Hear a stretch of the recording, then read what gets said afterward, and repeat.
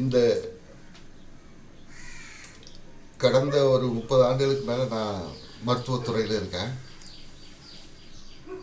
ஆரம்பத்தில் எனக்கு கிடைச்ச அனுபவங்கள் அடிப்படையில், புரிதல் அடிப்படையில் எனக்குள்ளே இருக்கிற அந்த இறைத்தன்மையை நான் உணர முடிஞ்சிச்சு. அது படிப்படியாக இந்த சுகமளிக்கும் கலையாக வளர்த்துக்கிட்டேன். இறைவழி மருத்துவங்கிற பேரை நான் பயன்படுத்துகிறேன். அது பஸ்ருர் ரஹ்மான் அவருடைய பயன்படுத்திக்கிட்டு இருந்த பேர். அவருடைய நட்பில் அந்த பேரை பயன்படுத்த ஆரம்பித்தேன். இப்போ நான் மலர் மருந்துகளை பயன்படுத்துகிறேன். அதே மாதிரி சித்த மருந்துகளில் எனக்கு பிடித்த மருந்துகளை நான் பயன்படுத்த தான் செய்கிறேன். இறையாற்றல் அப்படிங்கிறது எல்லாத்துக்குள்ளேயும் இருக்குது. எல்லாமே இறை செயல் தான். நம்ம கடலில் மீன் பிடிச்சிட்டு வந்தாலும் சரி, இந்த வயலில் தானியங்களை விளைவித்தாலும் சரி, எல்லாமே இறை செயல் தான். மனிதனுடைய முயற்சி ரொம்ப குறைவு தான்.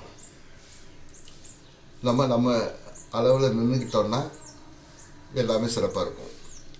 நம்மளுடைய தன்முனைப்பு அதிகமாகும் போது தான் பிரச்சனைகள் வருது. நமக்குள்ளே இருக்கிற அந்த இரையாற்றலை நம்ம தவற பயன்படுத்த ஆரம்பிக்கிறோம்.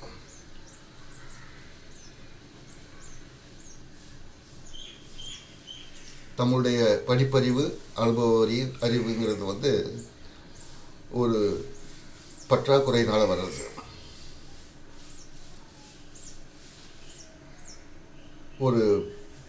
நமக்கு ஒரு பாதுகாப்பற்ற சூழலில் உருவாகிறதா இருக்குது. அது இயல்பானதா, முழுமையானதா, ஒரு பாதுகாப்பு உணர்வோட நன்றி உணர்வோட பணிவோட நமக்குள்ளே இருக்கிற இரையாற்றலை புரிஞ்சு இருந்ததுன்னா வாழ்க்கை அழகாக இருக்கும். எந்த விதமான சண்டை சச்சரவுகளும் பிரச்சனைகளும் இல்லாமல் மகிழ்ச்சியாக மனுஷன் வாழ முடியும். ஒவ்வொரு வினாடியும் நமக்குள்ளே இருக்கிற அந்த இரையாற்றலை கவனிக்கிறது, அதை மேம்படுத்திக்கிறது. இது ஒரு கடினமான பணி இல்லை. இயல்பாக நடைமுறையில் நம்ம வாழ வேண்டிய ஒரு வாழ்க்கை. நிகழ்காலத்தில் இருக்கிறது நம்ம கொஞ்சம் விழிப்புணர்வோடு நம்மளுடைய சிந்தனைகளை கவனிக்கிறது. இது ரெண்டையும் செஞ்சுட்டு வந்தாவே நமக்குள்ளே இருக்க ஆற்றல் மேம்பட்டுக்கிட்டு வரும். ஒரு கட்டத்தில் அது முழுமையாக பொறுப்பேற்றுக்கிறோம். அதுக்கப்புறம் இந்த நம்மளுடைய அறிவு அதுக்கு அடங்கி படிவாக நன்றி உணர்வோட உண்மையாக மாறும்போது எல்லாமே சிறப்பாயிடும். நம்ம அதுக்கு பழகுவோம். நல்லது நண்பர்களே. நீண்ட காலமாக இந்த இரையாற்றல் பகிர்தலில் நீங்கள் கலந்துக்கிட்டு இருக்கீங்க. புதிதாக ஆற்றலும் சிலர் வந்திருக்கீங்க. உங்களுடைய கருத்துக்களை பதிவு செய்யுங்க. நல்லது.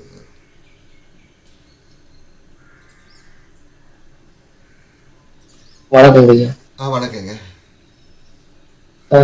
ஐயா. நான் போன மாசம் கூட சொன்னேன், இது கிட்டத்தட்ட 2 மாசத்துக்கு மேல நடந்துட்டு இருக்குங்க நிகழ்வு. போன மாசமே சொன்னேன், எனக்கு வலது கையில தோள்பட்டை வலி இருந்ததுன்ட்டு. இந்த நிகழ்வுல கலந்ததுக்கு அப்புறம் அது 90% சுகம் கிடைச்சிச்சு எனக்கு. இப்ப கம்ப்ளீட்டாவே 100% முழுமையான பலன் எனக்கு இருக்கு, சுகம் இருக்கு. அந்த வழி இல்லை. முன்னாடிலாம் ஆரம்பத்துல பாத்தீங்கன்னா என்னால வலது தோள்பட்டை தூக்க முடியாது. ஏதாவது ஒரு பொருளை ஒரு ஷெல்ஃப்ல எடுக்க முடியாது, அப்படியே பிடிக்கும், ஃபுல்லா ஃபிளெக்ஸ் பண்ண முடியாத மாதிரி இருக்கும். இப்ப அதெல்லாம் எதுவுமே இல்லாம முழு பலனோட சுகமா இருக்கு. அதுக்கு மிக்க நன்றி. அதே மாதிரி எனக்கு ஒரு நீங்க தினமும் சொல்லுங்க, நிறைவு காலத்துக்கு முன்னாடி கொடுக்கிற வாங்கிக்கிற தன்மையில மனசை வச்சுக்கங்கன்ட்டு. இப்ப நம்ம வாங்கிக்கிறோம்னா பிரபஞ்சத்துல இருந்து வாங்கிக்கிறோம், இரையாற்றலுக்கு வாங்கிக்கணும். கொடுக்கறதுன்னா யாருக்கு கொடுக்குறது? கொடுக்கிற வாங்கிக்கிற தன்மை அப்படிங்கிறது நான் என்னத்துக்காக சொல்கிறேன்னா, ஒரு முயற்சியற்ற தன்மைக்கு, சும்மா இருக்கிறது அப்படிங்கிற வார்த்தைக்காக சொல்கிறேன். நான் வாங்கிக்கிற தன்மையில் இருங்கன்னு சொன்னால் சிக்கல் இருக்கும். கொடுக்குற வாங்கிக்கிற தன்மையில் அப்படின்னு சொல்லும்போது நியூட்ரலாக ரிலாக்ஸாக இருங்கன்னு அர்த்தம். இங்கே நம்ம கொடுக்கறதும் கிடையாது, வாங்கிறதும் கிடையாது. அந்த நிகழ்வுகள் இயல்பாக நடக்குது. நம்மளுடைய தேவைகள் இயல்பாக பூர்த்தி ஆகிறதுக்கு நமக்குள்ளே இருக்க ஆற்றல் போதுமானது. அதை நம்ம கவனிச்சுட்டு இருந்தால் போதும்.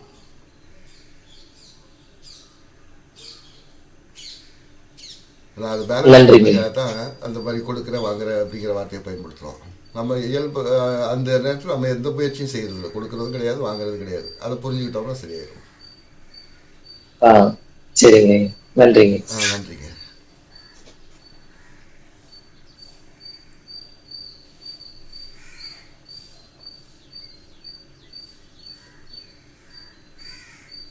ஒவ்வொருத்தருக்குள்ளேயும் அந்த மாற்றம் நிகழுது. இங்கே யாரோ அடுத்தவங்களுக்கு கொடுக்குறதில்ல, வாங்குறது இல்லை. இது வந்து வெறும் வார்த்தைகளுக்காக இந்த பயன்படுத்த வேண்டியிருக்கு. ஆனால் வந்து இந்த தொடர்புகள் எல்லாருக்குள்ளேயும் இருக்கும். இந்த பிரபஞ்சத்தில் இருக்க எல்லாவற்றோட நமக்கு தொடர்பு இருக்க தான் செய்யுது. நம்ம கொடுக்குறோம், வாங்குகிறோம். அது ஒரு இயல்பான ஒரு நிகழ்வாக தான் இருக்குது. அது நம்ம அதாவது அது வந்து அறிவுபூர்வமான விஷயம் கிடையாது.